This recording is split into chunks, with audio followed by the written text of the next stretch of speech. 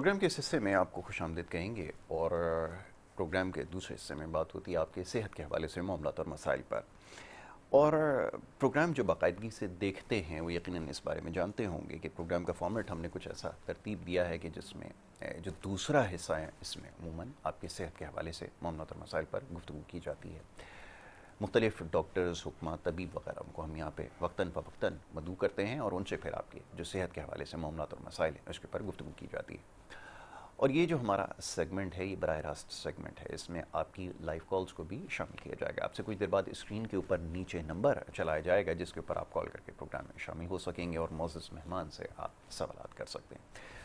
और न सिर्फ पाकिस्तान में बल्कि पाकिस्तान से बाहर जहाँ जहाँ ये प्रोग्राम इस वक्त देखा जा रहा है वो लोग भी बज़रिया टेलीफोन कॉल्स जो हैं वो इस प्रोग्राम में शामिल हो सकते हैं। मौजूद मेहमान का बिला ताख़ीर तारुफ़ करवाऊँगा और उसके बाद आपके जो सवालात हमारे पास पहले से मौजूद है जो बज़रिया सोशल मीडिया या टेलीफोन कॉल्स के ज़रिए हम तक पहुँचे उसके ऊपर उनसे ज़रूर गुफ्तगू की जाएगी।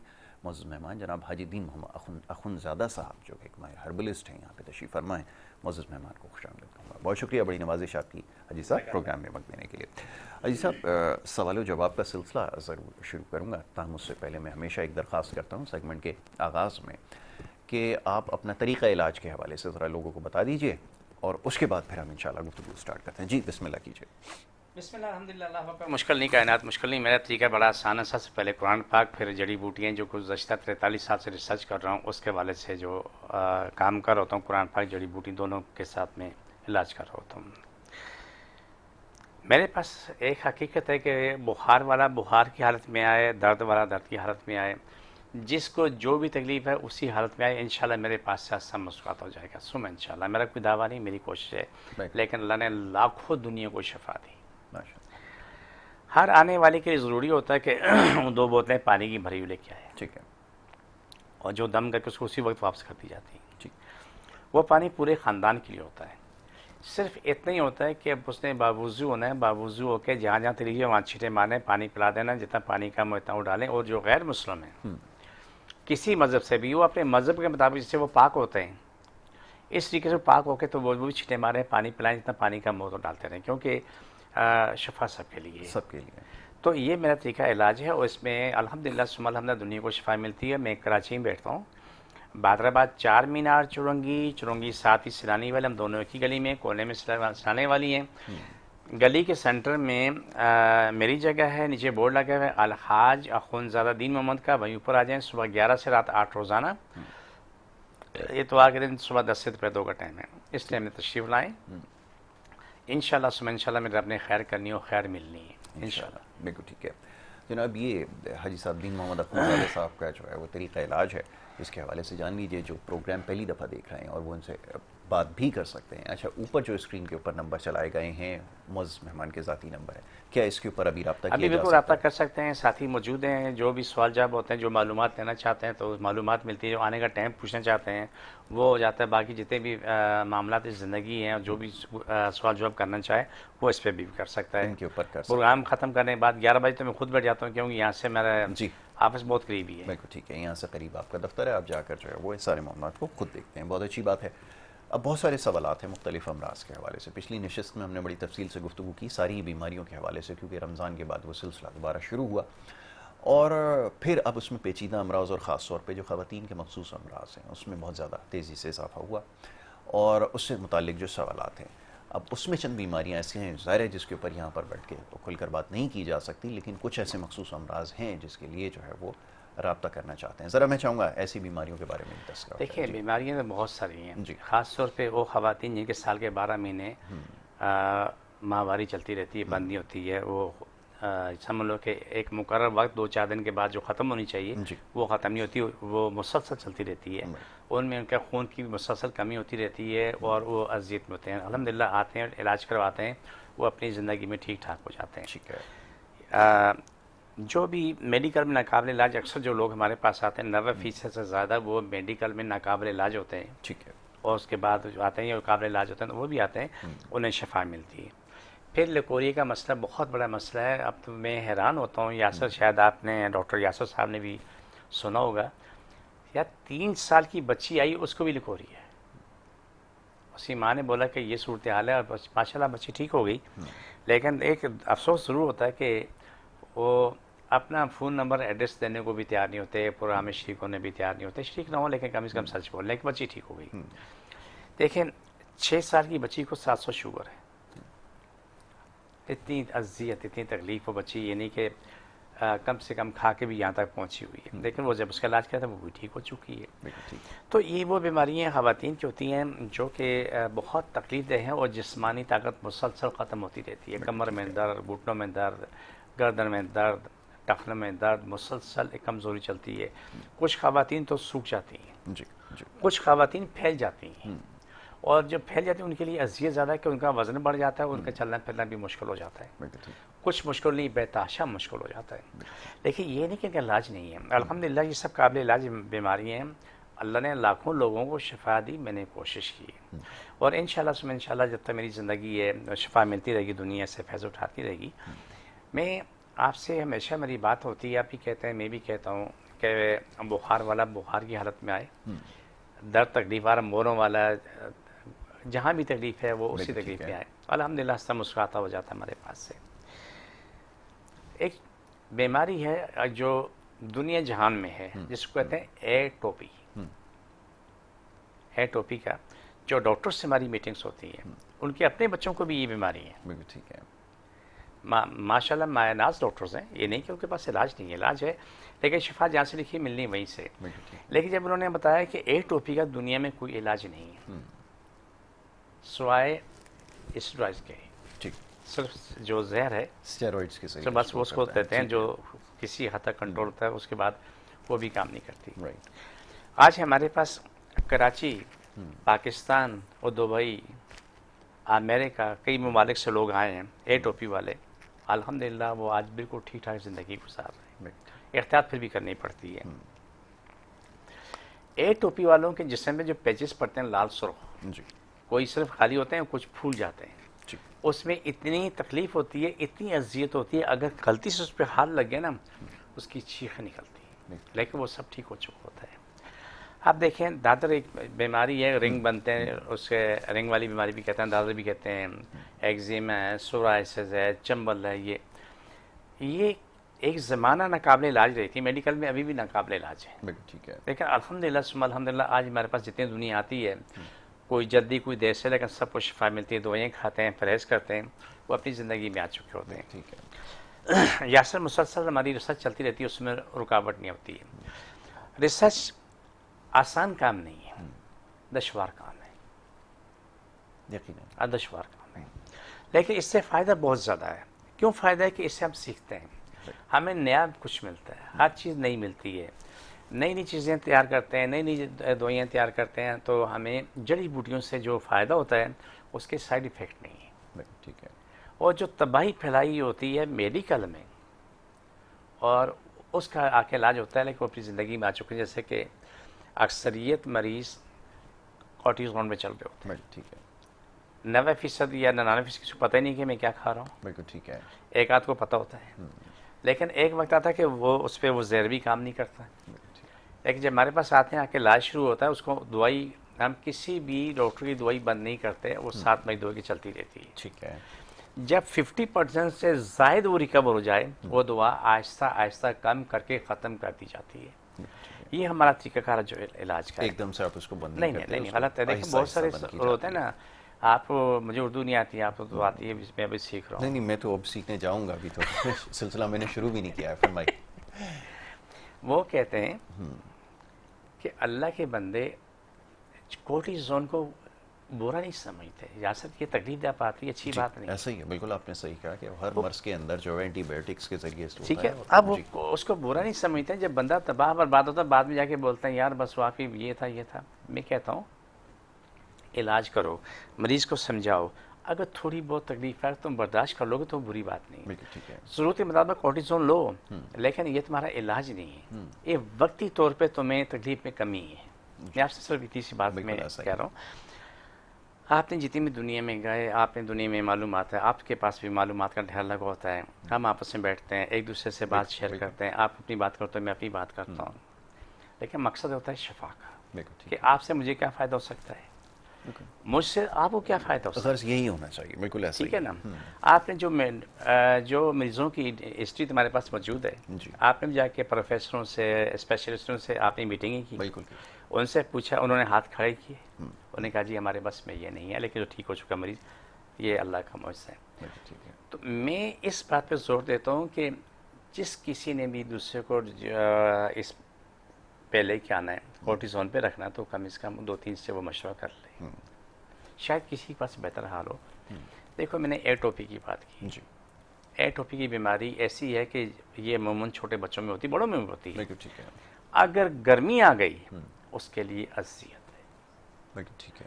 जितनी गर्मी बढ़े से जिस्म पे वो पेजेस बढ़ते रहते हैं, और जितनी भी गर्मी आती रहेगी उसकी चीखें दुनिया सुनती रहेगी। बिल्कुल ठीक लेकिन है। वही मरीज होता है जब वो अपना इलाज करवा लेता है, इलाज करवाने के बाद उसकी स्किन साफ होती है, वो अंदर से फिजिकल कंडीशन उसकी बेहतर हो जाती है, बिल्कुल ठीक वो है। अपनी ज़िंदगी में आ चुका होता है। बिल्कुल ठीक है। मैं छोटी सी मिसाल दूं कि मैं दुबई गया कुछ अर्से पहले, आपको याद होगा मैं 3-4 दिन के लिए दुबई गया था, मेरे ख्याल से 8-10 महीने बिल्कुल पहले मुझे मैं गया था। वहाँ भी एटोपी के मरीज़ थे। मैं गया जाके देखूँ उनका इलाज हुआ, उनके लिए दवाइयाँ भेजी यहाँ से, अल्हम्दुलिल्लाह वो आज मरीज़ अपनी ज़िंदगी में 100% ठीक है। माशाअल्लाह। ठीक है। बहुत खूब। लेकिन एक खूबी एक खराबी, दो चीज़ें आपके बताइए, सामने उसका भी पेश ज़रूर करूं। तज़किरा कीजिए। जी खूबी ये कि जब वहाँ के डॉक्टर्स ने पूछा कि ये एटोपी का इलाज तो हमारे पास नहीं था, तो ये खुद ठीक हुआ या आपने इलाज करवाया? उसने कहा जी हमने इलाज करवाया है, नेचुरल हर्ब्स जो है जड़ी बूटी हैं उसके ज़रिए इलाज हुआ है, वो कलाम इलाही के ज़रिए। राइट। उन्होंने माना कि बेहतरीन इलाज हुआ। ठीक क्या है। बोला बिल्कुल कि ये ठीक है। कोर्टिसोन नहीं है बल्कि ये इलाज है। इस बात को आप अपने पास यहाँ ले आओ पाकिस्तान में। बिल्कुल ठीक है। बहुत दफ़ा ऐसा हुआ है कि जिन डॉक्टरों के मरीज तबाह बर्बाद हो के आए, जब वो आके इलाज करवा के ठीक हो जाकर दिखाने चले गए, तो वापसी में जो कुछ हुआ मैं आपको लाइव नहीं कह सकता। जैसे छोटी सी मिसाल में दूं कि सन 2000 में एक बच्ची को लेके आए थे, तो उसकी हालत बहुत ख़राब थी, एक्सपायर इंजेक्शन लगा दिया तो उसकी आंखों भर के बाहर आ गई, पूरा जिस्म फूल गया। तो उसके बाद उसका इलाज हुआ, ठीक हो गई। ठीक होने के बाद वो लोग आए तो वो डॉक्टर साहब अमरीका चले गए थे उसके इंजेक्शन लगाने के बाद फ़ौरन। तो फिर उसके बाद जाते रहे आते रहे, तो बोला बच्ची ठीक है, बोला ला के दिखा दो। ये लाइनजरी की बात है, दूर की नहीं, लाइनजरी की बात है। तो जब 15-20 दिन बाद जब बच्ची उनके क्लिनिक में गई तो 10 मिनट में वो आ गए। ये एक वाक़या है जी। तो मकसद शफा का शफा कहाँ लिखी है ये कोई नहीं जानता, आप भी नहीं जानते, मैं भी नहीं जानता। मेरी शफा कहीं लिखी होगी तो मैं वहाँ पर लाजमी जाऊँगा। बिल्कुल, बहुत खूब, बड़ी अच्छी बात आपने कही। इसके अलावा जो सवालात हमें मौसूल होते हैं उसमें बड़ी तादाद सवालों की ऐसी होती है जिसमें लोग ज़ियाबतीस के हवाले से, ब्लड प्रेशर के हवाले से और मुख्तलिफ इस तरह के अमराज, थायराइड के हवाले से कुछ सवालात थे जिसमें उन्होंने कहा कि सारी ज़िंदगी के लिए दवा का इस्तेमाल करना ये बड़ी अजीब सी बात है। या तो उसका इलाज किया जाए, दवा का काम ये होता है कि मरीज़ का इलाज करे ताकि उसको उसकी हाजत दवा इस्तेमाल करने की दोबारा ना हो। ताहम यहाँ जितनी भी बीमारियों का तस्करा किया गया है, बड़ी अजीब बात है कि उसके लिए दवा सारी ज़िंदगी इस्तेमाल करनी है। ये किस किस्म का इलाज है? ये सबसे ज़्यादा पूछा जाने वाला सवाल है। इसकी चाहूँगा ज़रा इसके बारे में। यासिर आपने सवाल मुझसे पूछा तो अच्छा किया जी, लेकिन आप ये भूल गए कि आप किसी और की दुखती रग पे नमक रख के पैर रख रहे हैं। बिल्कुल ऐसा ही। आप शायद भूल गए, दुखती रग में जख्म पे नमक रख के यकीनन ऐसा ही। ऊपर पैर रख रहे हैं। अगर मुझे गलतफहमी नहीं है तो ठीक है, ऐसा ही है। ऐसा ही है। सवाल आपका बहुत काम का है।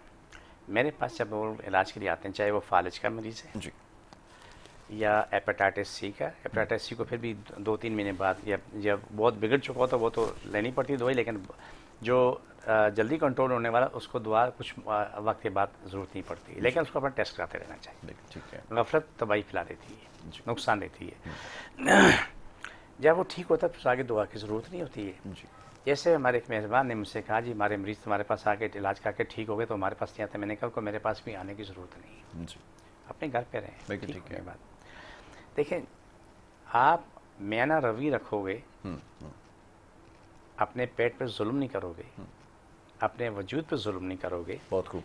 तो आप ठीक रहोगे। ठीक है। जिस वक्त आप खाना इतना खाओगे, पहले खाना खाने से पहले भूख के लिए दवाई लेनी है, जी, फिर इतना खाना खाना है जितना भी यहाँ तक भरना है, जी, अब वो हजम करने की दवाई चाहिए, हजम ऐसा करने के बाद फिर वो निकालने की दवाई चाहिए। जी, ये अपने जिस्म पे हम जुल्म कर रहे होते हैं। ठीक है। आप दरमियाना खाना खाएं, अपने पेट में जगह खुली रखें, चलें फिरें, काम करें। आपका मैदा इंसुलिन इतनी बना ले जितनी तुम्हारी ज़रूरत है। बिल्कुल ठीक अभी मैदा इंसुलिन 2% बना रहा है, है जी आपके ऊपर बोझ 200% है, जी तो क्या करोगे? ये जुल्म है मैदे के साथ। हम अपने मज़हब रमज़ान को ले लेते हैं। जी रमज़ान और मुबारक में आप लोग क्यों ठीक रहते हैं, हम लोग क्यों ठीक रहते हैं? बगैर दुआई के। थोड़े लोग होते हैं वैसे तो ज़्यादातर वो भी हाँ, वो परेशानी रहते हैं। रोज़ जो रोज़ाना रोज़ा रखते हैं ना, उनके वो नहीं है। जो दिन में रखते हैं उनके लिए ही बात कर रहा हूँ। जो दिन में सिर्फ एक रोज़ा रखते हैं उनकी बात कर रहा बिल्कुल हूँ। ठीक जो है। दिन में 18 रखते हैं उनकी बात नहीं है।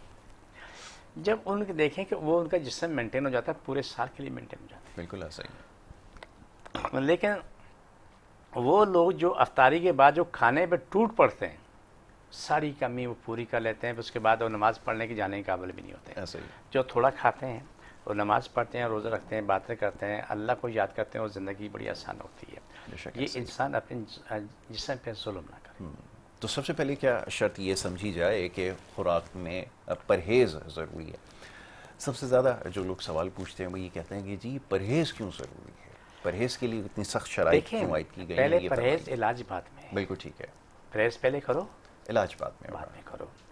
जब आप परहेज़ करते हो तो आपका जिस्म मेंटेन होना शुरू हो जाता है। जी ऐसा ही है। आप जैसे मैं छोटी सी मिसाल दूँ, कभी कुछ महीने पहले हमारे पास एक मरीज़ का इलाज हुआ। वो खातून जो है वो 4 कदम चल के तो वो बैठ जाती थी, जी। और फिर 15-20 मिनट के बाद उठती थी। ओह, यानी समझ लो कि उसको 1 किलोमीटर के लिए 24 घंटे चाहिए होता है अगर तय करना तो। उसके इलाज होने के बाद अपनी ज़िंदगी में आगे आज 4-4, 5-5 किलोमीटर माशाल्लाह रोज़ाना दौड़ लगा रही, चल फिर रही है, फर्स्ट क्लास। उनको किसी ने कहा जी आप जो है खीरा खाएं, इसमें फाइबर बहुत ज़्यादा है। वो खीरा खाती रही है। जब हमारे पास इलाज हुआ तो खीरा भी बंद हो गया, मूली बंद हो गई, टिंडा लौकी, तोरी, करेला, बिल्कुल ठीक है। बकरा गोश्त, अंडे की सफ़ेदी। वो सफ़ेदी ज़रूरी नहीं बिल्कुल है, ठीक है। दूध रोटी, अब रोटी कर लो बस। इलाज करवाया, दवाई खाई, माशाल्लाह 2 महीने के अंदर फिट हो गई। और इतनी मोटी थी, यहाँ आ गई, मोटापा भी कम हो गया, सेहत ही मिली। हम लोग जितना मैंने सीखा, तालिब इल्म सीख रहा हूँ, आप भी बहुत सी चीज़ों से वाकिफ़ हैं, इसमें जी। अल्हम्दुलिल्लाह कमी नहीं है, बहुत कुछ आप तक पहुँचता रहता है। बिल्कुल जितना कुछ हमने देखा सुना है मेडिकल में, वो बहुत सारी चीज़ें मेरे सामने गलत साबित हो रही, 100% गलत है। ठीक है। खीरा ये फाइबर है, खातून आई 1 किलो खीरा एक बार जग में डाला, ग्राइंड किया, वो पी गई। रोज़ाना की रूटीन थी। जब उसका इलाज हुआ तो खीरा भी बंद, मूली भी बंद। मूली के पत्ते मैंने खा लो, बाकी जो परहेज दवाई दे दी। माशाल्लाह 2-3 महीने के अंदर वो यहाँ से यहाँ आ गई, कम हो गई, बिल्कुल लड़की नहीं बनी, लेकिन इस तूफान से यहाँ आ गई। और चल फिर रही, भाग दौड़ रही। घर में तो चाय कप उठा के ले जाना उनके लिए आसान नहीं था, उससे भी ज़बान मुँह से बाहर निकलती थी। तो ये चीज़ें जो जितना मैं रिसर्च कर रहा हूँ, सीख रहा हूँ, मुझे मेरे सामने बहुत कुछ गलत साबित हो रहा है। ठीक है। कोई कुछ भी कहे ना, लेकिन जो कुछ मैंने सीखा है, जो मेरे सामने प्रैक्टिकल है, मैं उसको तरजीह देता हूँ। बिल्कुल ठीक है। कोई भी शख्स मुझे कहे कि मैंने सोना देखा ना, रोटी में सोना लगा के मैं इसकी पनीर डाल के मैंने खाई और मैं जवान हो गया, वो हो सकता किया होगा, लेकिन मैं नहीं मानूंगा। बिल्कुल ठीक है। मैं ये मानूंगा, एक मरीज़ है, शुगर का मरीज़ है, शुगर का मरीज़ आटे में 2 चमचे बेसन डाल के उस रोटी कंटिन्यूस खाए, बिल्कुल ठीक है। उसकी आधी शुगर यही मेंटेन होना शुरू होती है। एक काम हो गया। बिल्कुल ठीक है। दूसरा काम है कि करेला जो है ना अपने कसरत से इस्तेमाल करें, लेकिन बतौर सब्ज़ी। ठीक। अगर करेले को बीज समेत पकाया जाए तो सोने पे सुहागा, अगर नहीं तो बगैर बीज के छीलो नहीं। अगर बीज निकालना भी छीलो नहीं, उसको पका के खाओ तो आपकी शुगर लिमिट में, लेकिन वो भी खाना एक हाथ में खाया जाए। एक के बजाय 4 रोटी खाओगे तो जुल्म हो जाएगा, फिर शुगर कंट्रोल नहीं होगी। जितनी भी जिसके पास ज़िंदगी है वो कोशिश करे इसको, ज़िंदगी को खूबसूरत बना दे। बिल्कुल ठीक है। खूबसूरत कैसे बनेगी? आपके पास सेहत है, फटे हुए कपड़े हैं ना, बुरे नहीं है। बिल्कुल ठीक है। सेहत अच्छी है, सूखी रोटी, बासी रोटी खाओगे, शौक से खाओगे। सेहत अच्छी नहीं, 3 पीस सूट पहन के बैठोगे ना, या शेरवानी पहन के बैठोगे, दौड़ के अंबार होंगे, लेकिन या 4 पत्ते सराते खा लोगे और या कोई एक आध चीज़ खा लोगे, इस पर ज़िंदगी गुजारोगे। आपकी मजबूरी है, आप खा नहीं सकते। उस शख्स से बेहतर वो मजदूर है जिसने मजदूर ने ज़िंदगी मज़े की गुजारी। बिल्कुल ठीक है। अगर दुनिया में अगर किसी ने ऐसी ज़िंदगी गुजारी ना यासिर, वो सिर्फ एक तबके, जिसका नाम मजदूर। खाया भी रच के खाया, काम भी रच के किया और सोया भी रच के। बहुत खूब, बहुत खूब। जब वो सोता है ना तो गधे घोड़े बेच के सोता है, ना उसको नींद की गोली चाहिए ना किसी और की ज़रूरत है। अल्हम्दुलिल्लाह सुकून से सोया, उठा, नमाज पढ़ी, अपनी तैयारी की, नहाए धोए, कपड़े चेंज किए, मजदूरी भी चला गया। ठीक है। वो यानी कि अक्सर 90% मजदूर दुआओं से पाक रहते हैं। आप मानो या ना मानो, ये हकीकत है। 90% मजदूर जो बहुत मेहनत करते हैं उनको किसी दवाई की ज़रूरत नहीं होती है, नहीं होती, बिल्कुल क्योंकि उनका ऐसा जिस्म फिट रहता है, वो इतना काम करते हैं, पूरे मसल्स उसके पूरे अज़्ज़ा काम पूरा कर रहे होते हैं। ऐसा ही है। लेकिन जो लोग बैठे रहते हैं बैठ बैठ के तो उनका हाल ख़राब होता है, बिल्कुल चलना ऐसा ही। फिरना तो उनका रह जाता है, तो खाना पीना उनका बढ़ जाता है, या खाना पीना ना भी बढ़े लेकिन उनका जिस्म काम करना छोड़ देता है। बिल्कुल ऐसा ये ही। हमारे साथ जुल्म हम खुद कर रहे होते हैं। इसके ऊपर आप काम करते हैं सबसे पहले, क्योंकि ये जो हमारा लाइफस्टाइल है, जैसे भी हाजी साहब ने इसकी निशानदेही की है, ये चलना फिरना हमारे लिए सुख मुहाल है। अब मैं देखने में ये आया है कि लोगों को अगर घर से करीब भी अगर जाना हो तो वो गाड़ी या मोटरसाइकिल का इस्तेमाल करते हैं। ये भी एक बड़ी मजबूरी बन गई है। और वैसे तो हमारे और भी बहुत सारे मसाइल हैं शहर कराची में, क्योंकि अब तो चलने के लिए जगह ही कोई नहीं है। पार्कों में बिल्डिंग बन जाए ना, सही तो होगा। बिल्डिंग बन जाए तो फिर अब ज़ाहिर है अब कुछ बचा नहीं है। तो ये भी एक बड़ा मसला है कि वो जाएं घर से बाहर, क्योंकि ये ऐसी जगह है कि अगर कोई जाए और बाहर से पीछे से कोई ना आ जाए, ये भी एक खौफ जो है वो हमेशा लोगों पे तारी रहता है। बहरहाल सवालात और भी हैं जिसके ऊपर गुफ्तगू की जाएगी। एक ब्रेक के लिए कहा जा रहा है, एक छोटी सी ब्रेक यहाँ पर लेनी है, ब्रेक के बाद वापस आएंगे, गुफ्तगू के सिलसिले को जारी रखेंगे। आप देखते रहिए प्रोग्राम गुड मॉर्निंग कराची।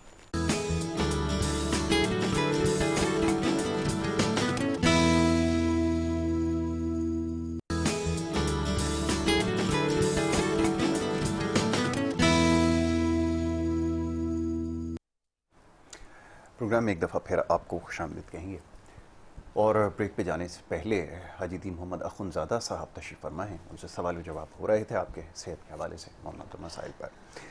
हाजी साहब, अभी आपने चंद बीमारियों का तस्करा किया जिनको लाइलाज समझा जाता है, और ये भी आपने फरमाया कि वाक़तन उसका इलाज भी मुमकिन है और परहेज़ उसकी शर्त है। इसके ऊपर हमने गुफ्तगू की है, और ये भी इससे पहले भी ज़र बहस आ चुकी है बात कि साल साल दवाइयों का इस्तेमाल ये भी मुनासिब बात नहीं है। अब जो चंद सवालात हैं वो गर्मी के हवाले से हैं, थोड़ा उसको शामिल करूँगा और उसके बाद फिर फालिज और दीगर मसाइल की तरफ आऊँगा।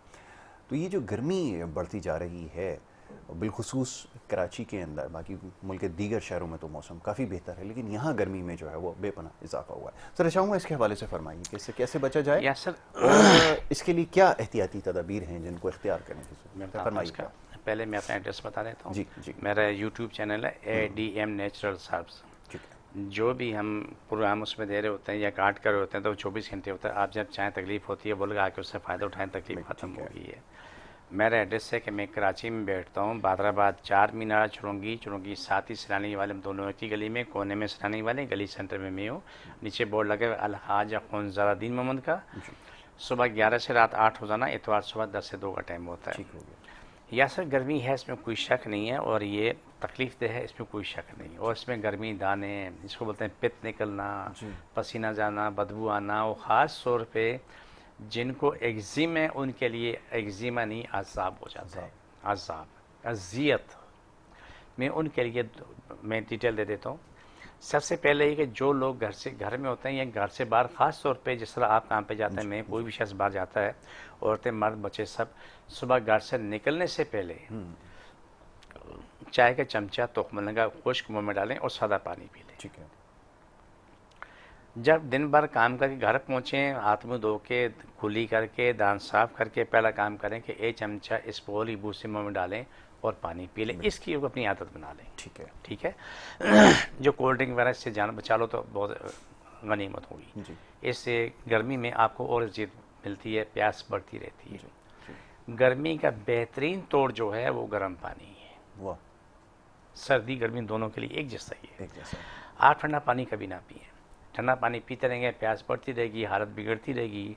आप नीम गर्म पानी पीते रहेंगे तो आपकी प्यास ख़त्म होगी, आपका जिस्म फिट रहेगा, पेशाब रुकेगा नहीं, पेशाब खुल के आता रहेगा, पसीना जो आगे जो बचा हुआ तो पेशाब खुल के आता रहेगा। इसको तो अपनी ज़िंदगी से बना लें। फिर प्याज है। प्याज हमेशा के लिए गर्मी में अपने पास छोटी सी थोड़ा सा प्याज अपने पास रख लें, और दिन में जब गर्मी के एहसास हो तो प्याज लें, उसे तोड़ के चबा के खा लें। ये इसको छोड़ देंगे तो हमारे मुंह से बदबू आएगी। इसको छोड़ देंगे लोग आपके पास नहीं बैठेंगे।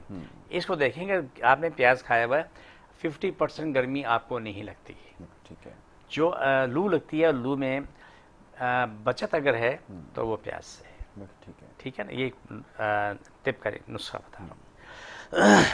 दूसरा है कि आलू बुखारे आम मिलते हैं, आलू बुखारे जो हैं सूखे हुए जो हैं, जी जी। रात को खाना खाने के बाद थोड़े से एक मुट्ठी के बाहर आलू बुखारे लेके उसको इतने पानी में पका लो, इतना पका लो कि वो सब कुछ पिघल जाए, घुल जाए। उसको गुठलियाँ धो के साफ करके निकाल लो, उससे जग में डालो, ग्राइंड करो, और ग्राइंड करके सारे ख़ानदान को एक एक कप या एक एक गिलास पिला दो, पिला के सुला दो।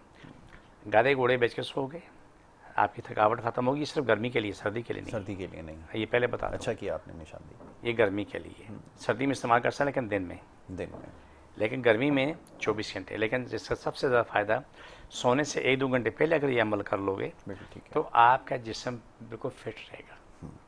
आपकी जिस्म की जितनी भी कमी है वो पूरी होती रहेगी। पानी के इस्तेमाल ज़्यादा रखें।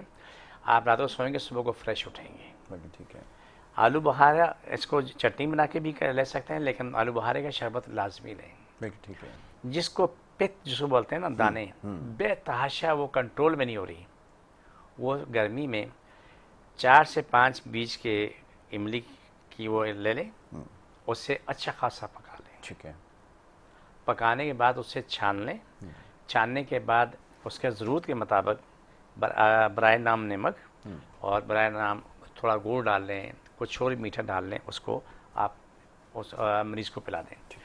उसकी जो दाने भी साफ़ होना शुरू हो जाएंगे और गर्मी की जो हिद्दत है वो मुसलसल नीचे आती रहेगी। ठीक है। एक वक्त ऐसा आ जाता है कि आम आदमी कहता है मुझे गर्मी लग रही है, वो कहता है नहीं मौसम अच्छा है। बिल्कुल ठीक है। कॉलर को शामिल करते हैं। कॉलर हैं जी, अस्सलाम वालेकुम। वालेकुम अस्सलाम। जी, कौन सा, कहाँ से बात कर रहे हैं? जी जी, आपकी आवाज़ सुन रहे हैं। कहाँ से बात कर रहे हैं, फरमाइए। इमरान मलिक बात कर रहा हूँ, लाहौर। जी जी, सवाल कीजिए इमरान। हसीम साहब से बात करनी थी। आपकी आवाज़ सुन रहे हैं मेरे भाई, सवाल कर डालें आप बस।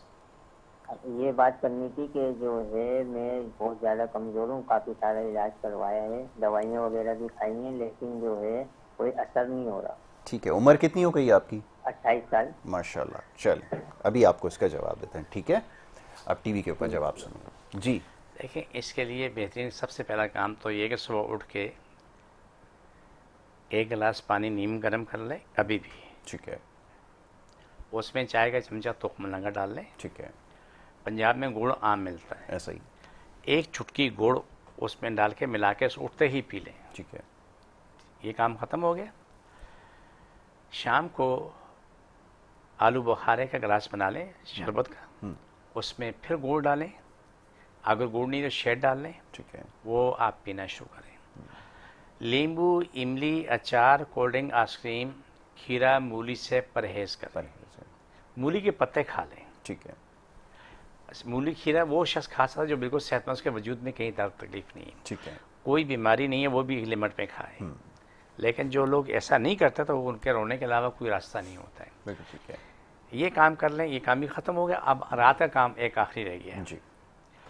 3 दाने बादाम और 7 दाने मुनक्का, ये चबा के खा लें। बिल्कुल ठीक है। ऊपर 1 कप दूध पी लें, सादा या नीम गर्म। ठीक है। इसको लेके चलें और 1 महीने बाद बता दें कि इसका जिस्म पहले और आप में क्या फ़र्क किया और जिस्म क्या कहता है। ये सब के लिए, बिल्कुल ठीक है, सबके लिए, सबके लिए। ये कमज़ोर जिस्म वालों के लिए बहुत फ़ायदेमंद है। दूसरा, भुने हुए चने और किशमिश मिला के खाएं, ऊपर पानी ना पिएं, ये सोने पे सुहागा है। बिल्कुल ठीक है, ये सबसे ज़्यादा ज़रूरी है। अब हमारे यहाँ कुछ आपको चीज़ें पता है, जैसे खीरे का आपने तस्करा किया ना, मुझे भी याद आया कि दही का इस्तेमाल जी, अब वो हर बंदा दही का इस्तेमाल जी, गर्मी है, इससे ज़्यादा तो शायद कोई फ़ायदेमंद चीज़ नहीं है जो अभी शायद आपको मिल जाए, 250-300 रुपये किलो मिल जाए, पता नहीं ज़्यादा ही है अब तो, है वो और महंगी हो जाएगी। तो ये बात किस हद तक सही है? वो सुबह भी इस्तेमाल कर रहे हैं, शाम भी इस्तेमाल कर रहे हैं, अगर गर्मी के लिए 1 गिलास दूध में 2 गिलास पानी डाल के उसे पका के ठंडा करके पी लें, इसको बोलते हैं कच्ची लस्सी। ये तो सोने में सुहागा, गर्मी के लिए बहुत फ़ायदेमंद है, जिगर के लिए फ़ायदेमंद है, आंतों के लिए फ़ायदेमंद है, पीलिए के लिए बहुत फ़ायदेमंद है। जॉन्डिस जो है किसी को भी है तो उसके लिए बेतहाशा फ़ायदेमंद है। ठीक है, मैदा सूजे पेट से उसके लिए फ़ायदेमंद है। ठीक है। लेकिन जो बाकी मामला जो आते हैं, जो खीरा, वो चीज़ें तो वो फ़ायदेमंद नहीं रहेंगी। ठीक है। हमारे यहाँ दस्तूर कुछ इस तरह का बना हुआ है कि अगर एक ने कहा ना कि ये फलानी चीज़ फ़ायदा करती है, उसने उठा के दूसरे को बता दिया, उसका बेड़ा अगर होगा, उसने बोला मैं तो अपने अच्छाई के लिए कहा। बताइए। ठीक है। मशवरा ना देना बेहतर है। कॉलर है। ना देना बेहतर है। मशवरा कभी कभी गलत साबित हो जाता है। बिल्कुल ठीक है। एक और चीज़ जिसका बड़ा हमारे यहाँ कसरत से इस्तेमाल होता है, आता हूँ उसकी तरफ बात करता हूँ, कॉलर को शामिल करते हैं। जी अस्सलाम वालेकुम। अस्सलाम वालेकुम जी। अस्सलाम वालेकुम। आवाज़ नहीं जा रही, ठीक है, दोबारा से रब्ता करें।